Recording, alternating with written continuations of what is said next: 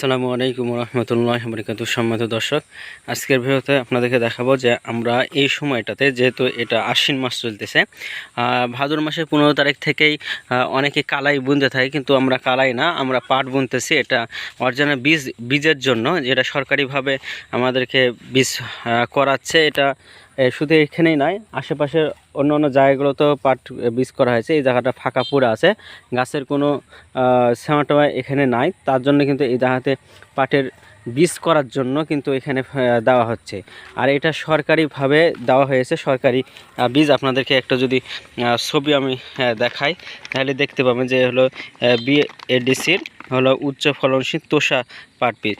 এই বীজটা কিন্তু আপনার হবে, কিন্তু গাছটা কিন্তু অত বড় হবে না, গাছটা ছোট হবে, দেখা যাচ্ছে যে এক মাজা এই পরিমাণ হবে, কিন্তু তার এখান থেকে ডালপালা অনেক হবে, ওখান থেকে অনেক ফল হবে।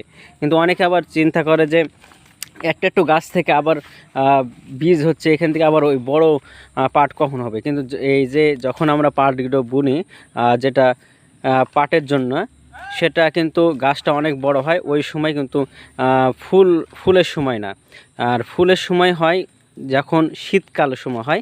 এই সময় কিন্তু আপনি যদি পাট করতে যান তো পাট হবে না, ওই সময় বীজের জন্যই কিন্তু তখন কিন্তু এই পাটটা ব্যবহার করা হয় বীজের জন্য। না হলে আমরা বীজ কোথায় পাবো?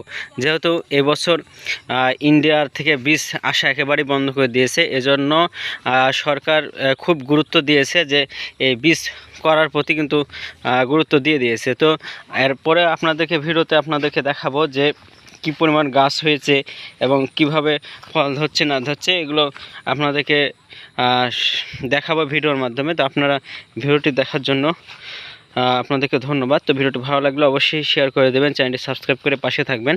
ধন্যবাদ সকলকে। আসসালামু আলাইকুম ওয়া রাহমাতুল্লাহি ওয়া বারাকাতুহু।